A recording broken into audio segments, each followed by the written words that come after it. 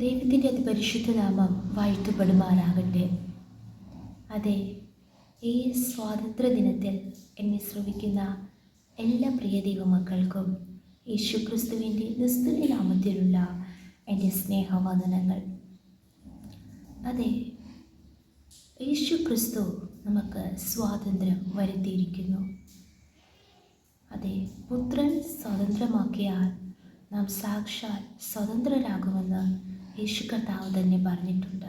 ഈ നാളുകളിൽ യേശു ക്രിസ്തുവിൽ വിശ്വസിക്കുക, യേശു കർത്താവിൻ്റെ കൽപ്പനകളെ അനുസരിക്കുക, ആ ക്രിസ്തുവിൽ സ്വാതന്ത്ര്യം പ്രാപിച്ചുകൊണ്ട് ജയത്തോടെ ജീവിതം നയിപ്പാൻ ദൈവം നമ്മേവരെയും സഹായിക്കുമാറാകട്ടെ. എന്നെ ശ്രവിക്കുന്ന എല്ലാ പ്രിയ ദൈവമക്കൾക്കും ഒന്നുകൂടെ യേശുവിൻ്റെ നാമത്തിൽ സ്നേഹവന്ദനങ്ങളെ അറിയിക്കുന്നു.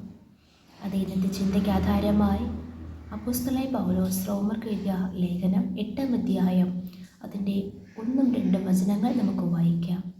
അതുകൊണ്ട് ഇപ്പോൾ ക്രിസ്തു യേശുവിലുള്ളവർക്ക് ഒരു ശിക്ഷാവിധിയും ഇല്ല.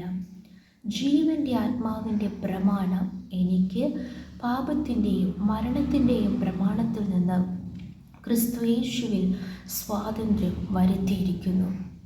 ഇവിടെ ഒന്നാമത് നാം വായിക്കുന്നു, ക്രിസ്തു യേശുവിലുള്ളവർക്ക് ശിക്ഷാവിധിയില്ല. അതിൻ്റെ അർത്ഥം അവർക്ക് സ്വാതന്ത്ര്യമുണ്ട്. വീണ്ടും വായിക്കുന്നു, അതേ ജീവൻ്റെ ആത്മാവിൻ്റെ പ്രമാണം ക്രിസ്തു യേശുവിൽ നമുക്ക് സ്വാതന്ത്ര്യം വരുത്തിയിരിക്കുന്നു. നമ്മെ തന്നെ ഒന്ന് ശോധന ചെയ്താട്ടെ.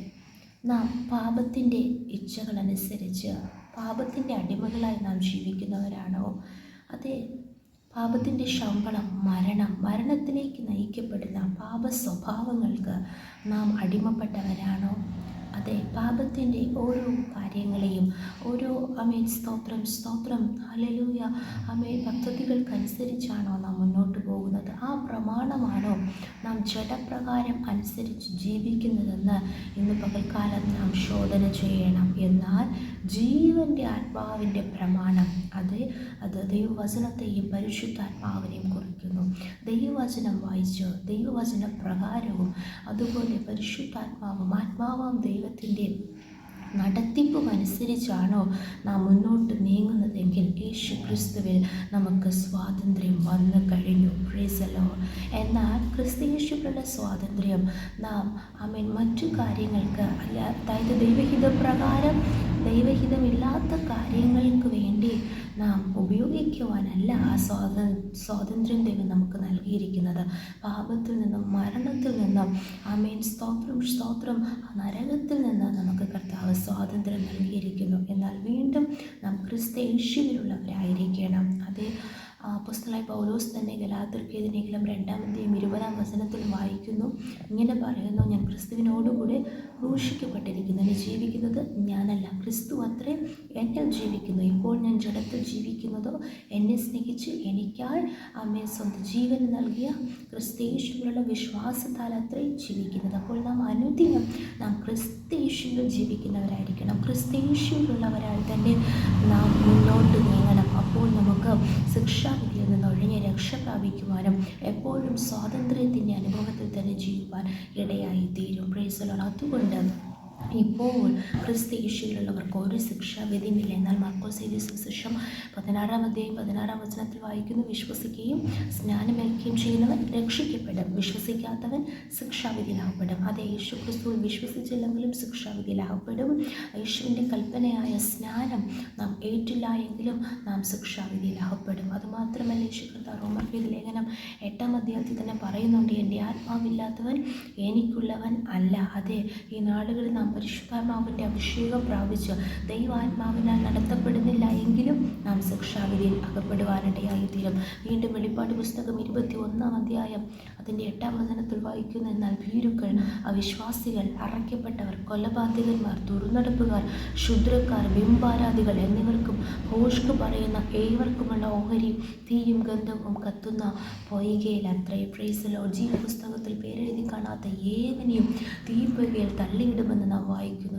ഈ നാളുകളിൽ ദൈവം എനിക്ക് വേണ്ടി ഇത് ചെയ്തു, അത് ചെയ്തു, കർത്താവ് എനിക്ക് വേണ്ടി ഇത്രയും അത്ഭുതങ്ങൾ ചെയ്തു, ആമേൻ സ്തോത്രം എന്ന് നാം സാക്ഷിയായി നിൽക്കുന്നതൊക്കെ ശരിയാണ്. അതെല്ലാം ദൈവനാമ മഹത്വത്തിന് വേണ്ടി തന്നെയാണ്.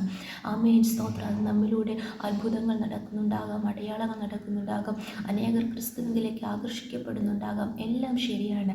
എന്നാൽ ആമേൻ നമ്മുടെ പേർ ജീവൻ്റെ പുസ്തകത്തിൽ എഴുതിയിരിക്കുന്നതിൽ അത്രയും സന്തോഷിപ്പാൻ നമുക്ക് എത്ര പേർക്ക് കഴിയുന്നുണ്ട്? ഈ ദിവസത്തിലും നമുക്കൊന്നുകൂടെ ശോധന ചെയ്യാം. നാം പാപത്തിൻ്റെയും മരണത്തിൻ്റെയും പ്രമാണം അനുസരിച്ച് നമ്മുടെ ജഡത്തിൻ്റെ ഇഷ്ടപ്രകാരമാണോ നാം ജീവിക്കുന്നത്, അതോ ജീവൻ്റെ ആത്മാവിൻ്റെ പ്രമാണം ക്രിസ്തയേശുവിൽ നമുക്ക് സ്വാതന്ത്ര്യം വരുത്തിയിരിക്കുമ്പോൾ ആ പ്രമാണം അനുസരിച്ച്, ആ വചനമനുസരിച്ച്, ആത്മാവിൻ്റെ നടത്തിപ്പനുസരിച്ചാണോ നാം ജീവിക്കുന്നത്?